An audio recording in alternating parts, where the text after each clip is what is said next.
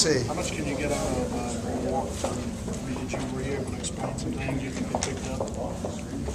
Yeah, I mean, look, I think they're intelligent guys, and I think they picked things up as well as they possibly could, going through stuff in a hotel. But, I mean, I said to my assistant coaches, I said, the Hawks have been together for 6 years, and we haven't even been together for 6 hours yet. So we have a little bit of an experience deficit. Yeah, it's going to be crazy tonight and tomorrow. I mean, we don't get a chance. Tomorrow we'll actually get in a gym, but it'll be just right before the game, So we're just not going to get any time together until Wednesday, and that'll be limited after a back-to-back. So it's going to be a crazy time here for, quite a while. I mean, we're playing 6 games in 9 days right after the trade, so it's going to be crazy. Who will you have tonight? You have everybody? Well, right now, we're still waiting. The physicals have all been done on the other guys, so we've gotten word Gilbert's cleared. The other 3 are not yet, but we anticipate they will be before game time. Gil come off the bench? He will come off the bench, yeah. And then Turk and January?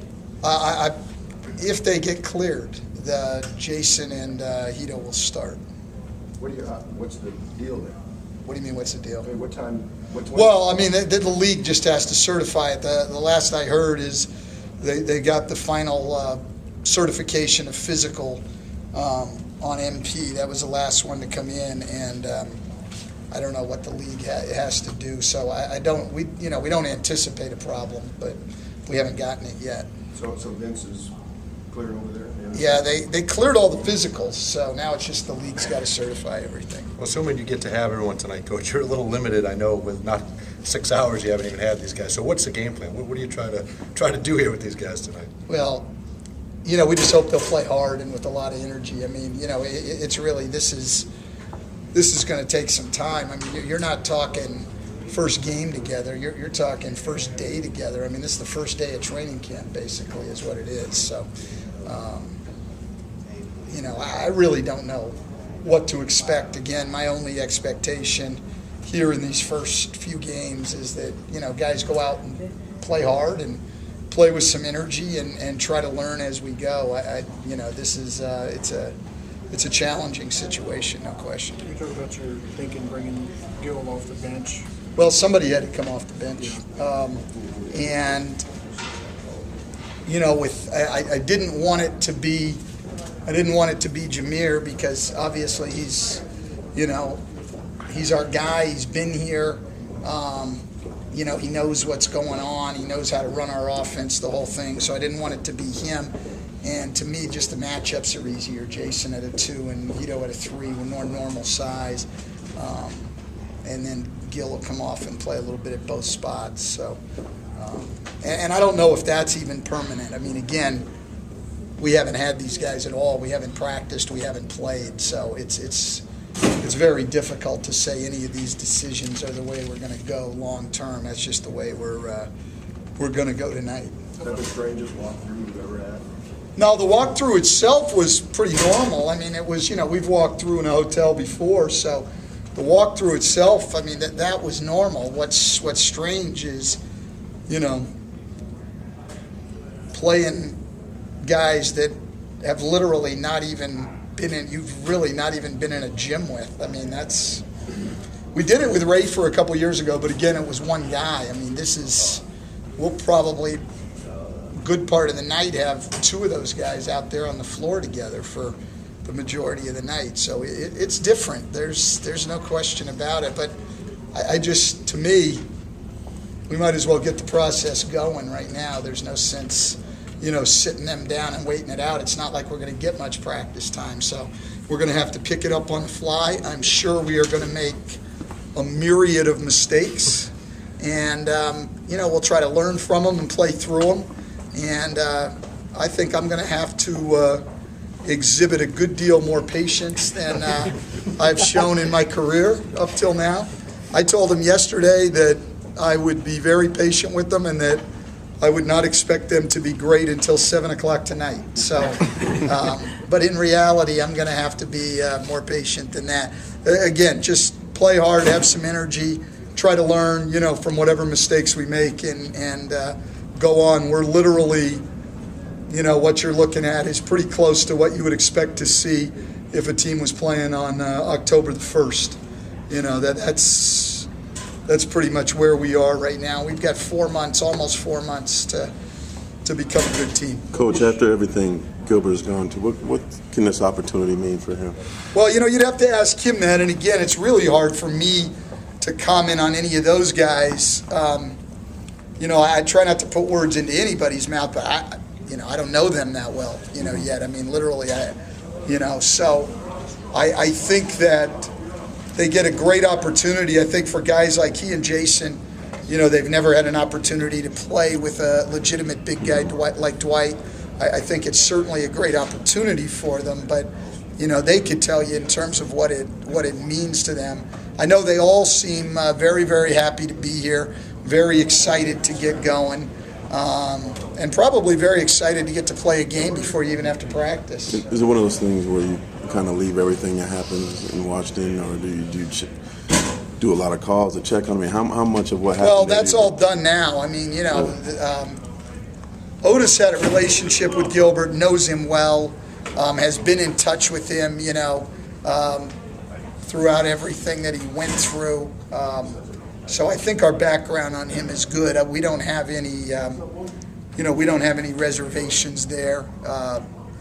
Brendan Malone made a couple of calls, got great feedback. I think Gilbert, to me more than anything, I think, he loves to play basketball, and he's a great competitor. I mean, he's a guy that loves to be in situations at the end of the game and is afraid of nothing. And if you want to be a great team come playoff time, those are the kind of guys you need. Did he show you anything in that game? Did he show you anything in that game a few weeks ago?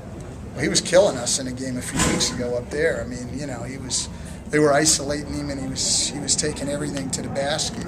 So all I've told him and Jason and Hedo, all of them is, I don't want him walking around on eggshells trying to fit in and do less and be tentative. I want him to play. I mean, I know that we're going to make mistakes. There's absolutely no question about that. I don't want him to worry about it. I want him to be aggressive and, go out and play, and we'll see how much patience I can show.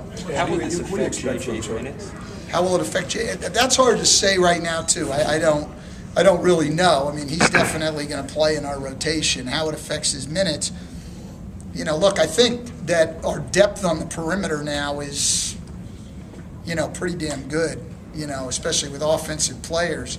So probably what's going to affect guys' minutes more than anything else is how they play. I mean, we're not in a situation now, quite honestly, where, I'm not going to pull guys 5 minutes or anything, but if you're over long periods of time, if you're not producing, there's not reason to run you out there. And if you are playing well, you'll play more. So, but he'll be in the rotation. How many minutes, how much it'll affect it, I don't know. His minutes have been in low 20s. 24, I think, is about what he's averaging now. But that's adding in a couple of those games where we had guys out and he played huge minutes, so he's usually 20 to 22 minutes. I think he would stay somewhere around there, and his minutes aren't necessarily always consistent because we play teams sometimes with bigger guards. He doesn't get as many, but I would think on the average he'd stay pretty close. Do you expect Turk to have the same kind of role he had when he was here? Well, I don't know about that because, we'll certainly put the ball in his hands on pick and rolls. Will we do it as much as we did before? Probably not, quite honestly, because, Jason's a scorer and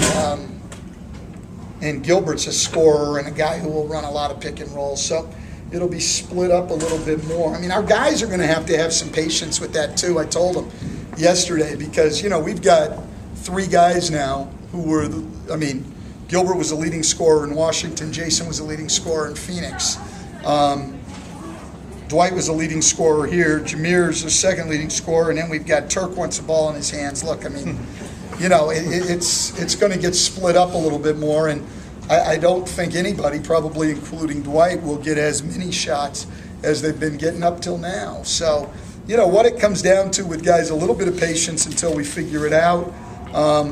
But What it really comes down to is what's everybody's bottom line. And if everybody's bottom line is winning, then we'll work it all out. If people's bottom line is themselves and how many shots, how many minutes, how many touches, then it'll be a struggle. Can you talk about what you all lost in giving up Richard? I know what Washington was giving him now. Talk about just what he meant to you. Well, I have said this. I mean, you know, Richard to me is as good a professional and as good a team guy as I've ever been around in this league. I mean, I don't think there's anybody who is willing to sacrifice his own personal stuff for the good of the team more than Richard has. He came in, he went from playing the 3 to playing the 4 because we had Turkoglu. Never complained about anything. Number of shot attempts went down, you know, in his time here. Never complained about anything. Only interested in winning games and helping his teammates. And as a coach, when you have somebody like that, I mean, you have a great appreciation. I mean, Washington's getting one of the absolute best professionals in this league. How Harvard for this year? I know the numbers seem to be